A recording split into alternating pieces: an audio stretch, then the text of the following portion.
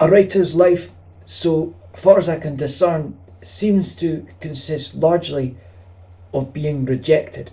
Most of the writers I know spend most of their time bemoaning their professional and sometimes personal rejections.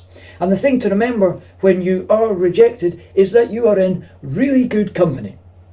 For instance, William Golding's Lord of the Flies, rejected by publishers 40 times. One publisher said it was an absurd and uninteresting fantasy that was rubbish and dull.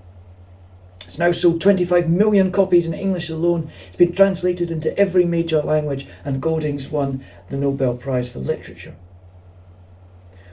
Robert Pirsig's Zen and the Art of Motorcycle Maintenance, rejected 121 times. You have to admire the guy's perseverance.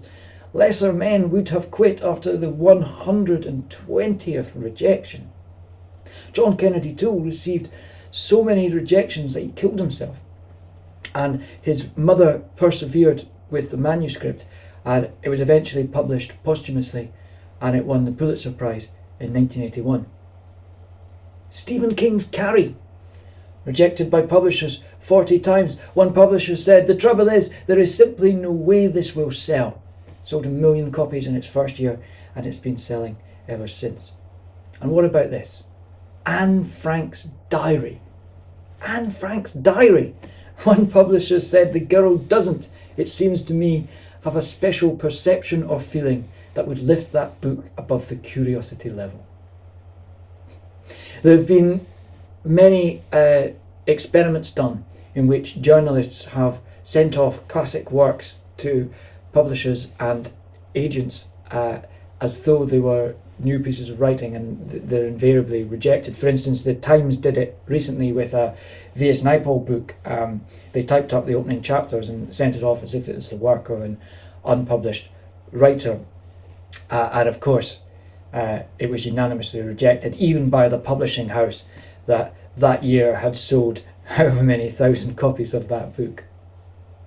So you'll probably have to experience a lot of rejection. And one of the difficult things about being rejected is it won't necessarily tell you anything about the quality of your work, about whether it's good enough or not. That's a decision you'll have to make yourself. And maybe being part of a good writers group can help you with that judgment. Perhaps it's not ready yet. That's no problem, you just keep working on it. Maybe it is ready. Maybe the publisher didn't read it, or it wasn't their thing. Or maybe the list genuinely is full. This is a hard time to be a publisher. And most publishers really genuinely would like to publish a lot of stuff that they can't.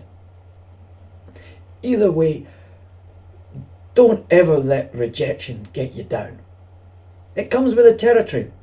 And unless you're going to be the next Stephen King, you'll always have to face rejection. Even after you've published books, you've won prizes, you've, as they say, garnered critical acclaim.